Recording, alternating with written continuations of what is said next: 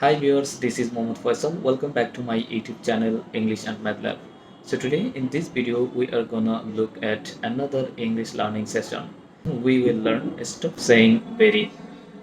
Instead of saying very, we can say like this. Don't say very happy. Say thrilled. I was very thrilled when I met my friends yesterday. Don't say very big. Say enormous.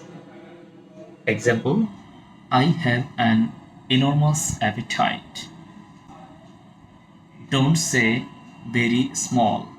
Say tiny. This was a tiny matter, so don't think of that.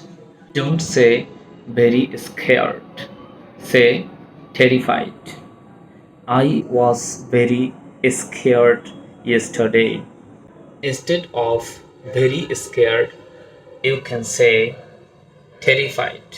Like I was terrified yesterday with the matter. Many thanks for watching this video.